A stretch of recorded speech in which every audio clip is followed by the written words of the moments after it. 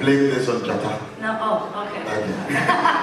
My name is everybody. I come from a country known as Kenya. You guys know Kenya. You know Kenya, right? Yeah. Of course you do. Well, a couple of weeks ago, I embarked on that journey to one of the many camps we have here in Ghana. Well, mainly Ivorians, by the way, interacting with some of the refugees. We'll check out a clip from that visit and then give you a reason to support tonight. I mean, you look at someone close to you and say tonight it's all about money. Oh yeah, you want to pretend you didn't hear that? I know. It's all about money. Yeah. Yes. The refugee and money. How many more? So want to check out that video, yeah? Want to check out that quick video. When we come back, we acknowledge some of the names we have in our midst tonight.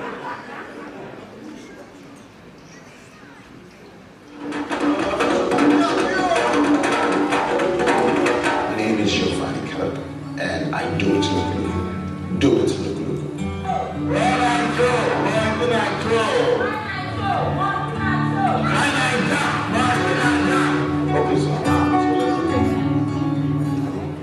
I'm going to go out there and spread the good message that no, let's open opportunities, let's open doors, equal opportunities for the refugees that deserve a chance to effect the change we all want to see in our societies. Introduce here. We struggled a bit with the choice of what to share with you. This is by no means the most harrowing story you'll hear in refugee camps. And actually the VIP table here today is table number 1, which is our brothers and sisters who are refugees. Can we give them a hand of applause?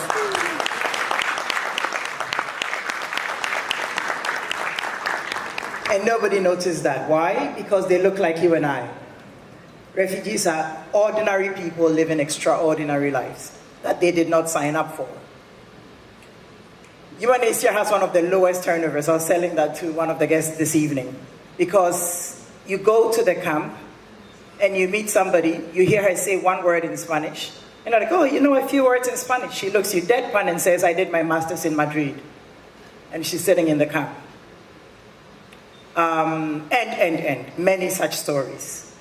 But the bottom line is that governments give us the incredible hospitality of accepting all of us when there is conflict.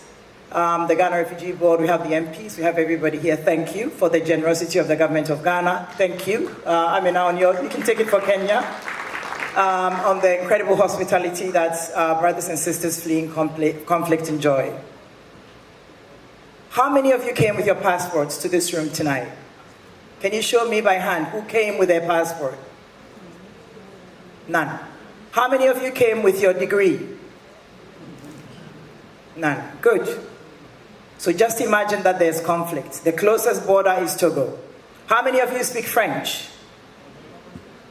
1, 2, 3, 4, 5. All my refugees, bravo. C'est bien ça. All my refugees speak French. How many of you speak Ewe? So all of us would have had to flee without turning back from this room if we hear shooting and bombs from La Palme, and walk until we cross to Togo.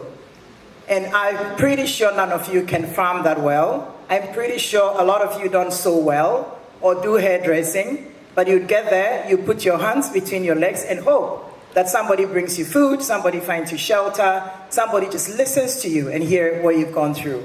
And we would have been fleeing secondary conflict. None of us would have gone through what the lady went through. It wouldn't be because we've been personally persecuted, but just the natural human urge to flee for life. And yet we would be completely at a disadvantage until somebody shows up, like UNHCR, like WFP, UNICEF, our brothers and sisters, the donor community, thank you, Jane, show up and support us, help us to be able to first find shelter, healthcare, basic things. Even if somebody was to bring you a cooked meal, how would you eat it? You need a plate. You can't accept the cooked meal because you can't eat from your hand if it's hot. But these are the everyday realities that we take for granted that refugees go through. The Luku Luku campaign stemmed from this. UNHCR has, as you've heard today, close to 70 million refugees that we look after globally. 500 going one. What? 5 what? 520 here. 520. 520. No, 520. 520.